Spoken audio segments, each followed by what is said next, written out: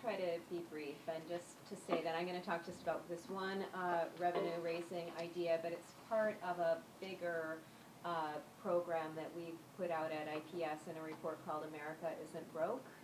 And we're really trying to rebut this idea that, we have no choice at this point except to just slash spending on social programs and all, that we're actually a rich country, and the figures that Gar just threw out there are just one more indicator of that.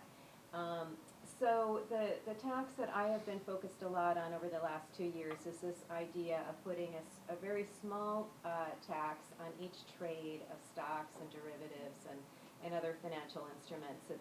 In the media, it's mostly referred to as the financial transactions tax.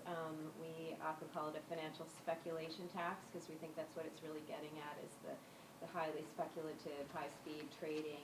And I have spent maybe almost half of my time on this over the last couple of years. For example, I chair international strategy calls on this every few weeks. And I decided it was worth really investing in, because I always ask myself before I really get in deep on something like this, what will we gain if we never actually get this tax?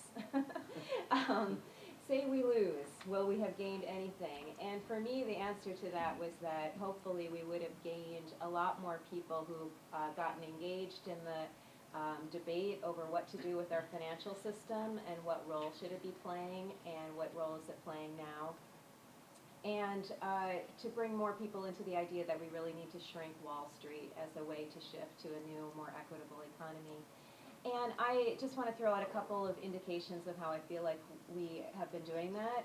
For example, a lot of groups got involved in the financial transactions tax work initially because they were just interested in the revenue potential of it. And the estimates are all over the place, but like CFR, for example, says $150 billion a year could be raised in the U.S. alone through this.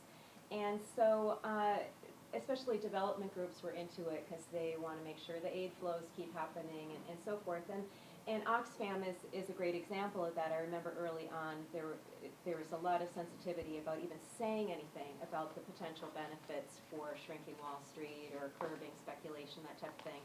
Now, Oxfam recently put out an excellent report on high-frequency trading and the dangers that it poses to the broader economy.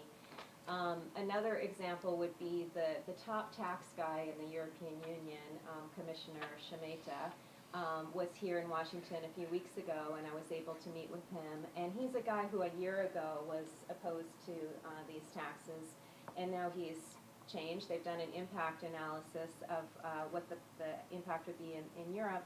And I asked him, what do you say about concerns that a lot of your trading activity would leave Europe if you did that? And he just said, the high-frequency trading is going to go, and these businesses just need to rethink these European financial institutions need to rethink their business model and start investing in the real economy. And I was like, seriously? You can say that? Here's a center-right conservative former finance minister.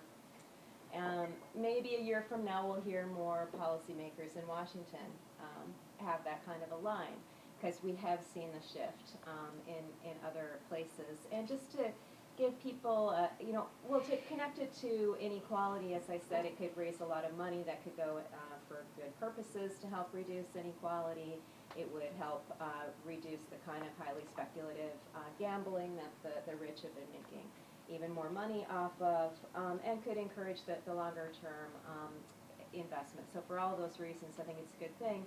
The state of the play on it is that originally there was the hope that we could get a G20-wide agreement on this. Because of opposition from the U.S. and Canada, UK, and others, that's not possible. But at the last G20 summit, 3 new countries came out in support of it: Brazil, Argentina, and South Africa. And so there's still talks about having some kind of broader, beyond Europe, coordination around this. But the real action right now is in Europe, and with the greatest possibility that the Eurozone countries would implement this perhaps as early as next year, or at least come to an agreement next year on this. In the U.S., there's growing momentum which the Occupy movement has certainly helped, and with the nurses union making this a really big theme of a lot of the demonstrations they're doing. And there's been a shift in the administration's line on it too. They 2 months ago were openly hostile to it at a European finance ministers meeting, but then by the time of the G20 summit, they'd shifted to more of a neutral position. Obama said, we agree with the overall goals, we just want to get there a different way, blah, blah, but we won't stop anybody from doing it. In the Ron Suskind book, Confidence Men, he reports that Obama at one point was actually for this tax, said we're going to make it happen, and it was Larry Summers who blocked him. So to me, I take that story and think, well, maybe we can get the president to go back to his earlier position at some point. But I think the most important thing that's happening now is just the increased grassroots pressure around this.